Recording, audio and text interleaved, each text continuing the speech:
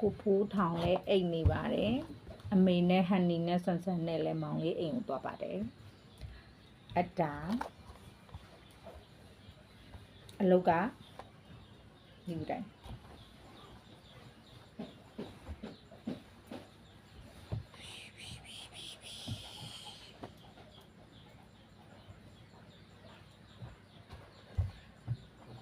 မိဘူးကတနဲ့တကူမတိုက်ဘူးဆိုတာသူများတိုက်တာလည်းမဟုတ်မိဘူးတိုက်တာကိုအလုတ်ချုပ်လို့အချိန်ကုန်လို့ဆိုပြီးတော့အဝတ်ကိုမိဘူးတိုက်ပြီးတော့မဝတ်ဘူးဝတ်တယ်ဆိုတဲ့လူတွေကလည်းအချိန်ဖြုံးတာမိဘူးတိုက်မှာဝတ်ချင်တယ်ဆိုတဲ့လူတွေကလည်းအချိန်ဖြုံးတာတက်ဆိုပြီးတော့ယူဆခဲ့ယူဆပြီးတော့အဝတ်ပုံမျိုးကြည့်ပြီးတော့စိတ်ညစ်ခဲ့ရတယ်လို့ပေါ့အဝတ်ကမိဘူးမတိုက်တဲ့အဝတ်ဆိုတော့ဒီတိုင်းပဲခောက်တာဆိုတော့အဝတ်တွေကပွာနေရယူတာပေါ့နော်နေရယူတယ်ဒါပေမဲ့လည်းမတက်နိုင်ဘူးကိုရဲ့ယူဆနဲ့ကိုမှာအဝတ်ကြောင့်စိတ်ညစ်နေရတာအဲ့ဒါခုကျတော့ဖြစ်တွေ့သွားတယ်နည်းနည်းတော့အချိန်ပေးလိုက်ရတယ်အဲ့ဒီအဝတ်တွေကို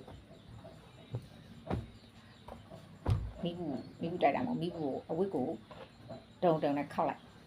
ခောက်ပြီးလို့ရှိရင်ကျွန်းတော့မကျွန်းသွားစေနဲ့အပေါ်ကနေပြီးမိဘူးကိုတင်ထားလိုက်အဲ့ဒီလိုတင်ထားတဲ့ချိန်မှာနောက်တစ်ထည်ကိုယူပြီးခောက်ထားလိုက်ခောက်ပြီးလို့ရှိရင်အဲ့ဒီပေါ်မှာပြောင်းတင်လိုက်အဲ့ဒါက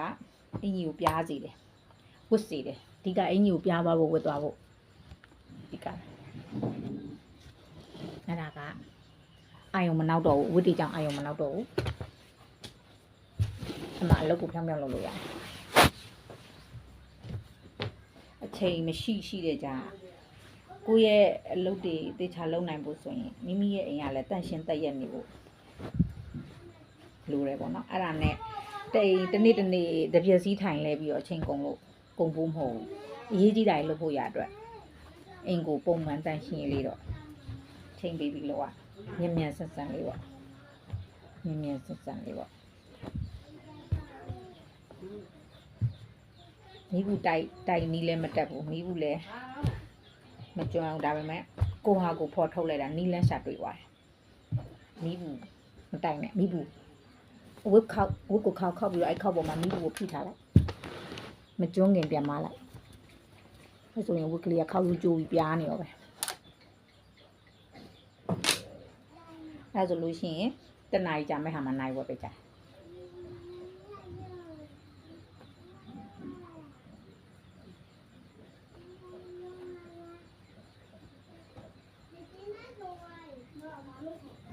ဒီဟာကလည်းတကူကြီးတကားရဆိုရင်တော့လဲ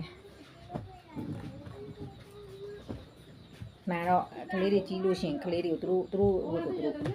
မိဘူးတိုက်ခိုင်းတယ်နော်သူတို့လည်းမိဘူးမတိုက်ဘဲနဲ့ထားစီကိုလိုကျင့်တာဆိုတော့ကိုလိုသမီး3ယောက်လောက်တာဆိုတော့အိမ်မှာအဝတ်တွေကြီးပဲဖြစ်သွားကိုလိုသမီးတွေဖြစ်လို့မဖြစ်အဲ့တော့မိဘူးတိုက်ခိုင်းရတာကိုဝတ်စားကိုတိုက်မှာအဝတ်တွေကနေရာမီမှအိမ်တန့်ရှင်းမယ်အိမ်ကျဲမယ်ပေါ့နော်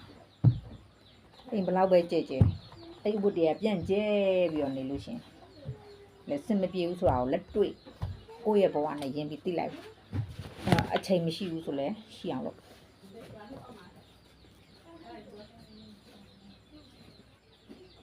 ရှိအောင်လုပ်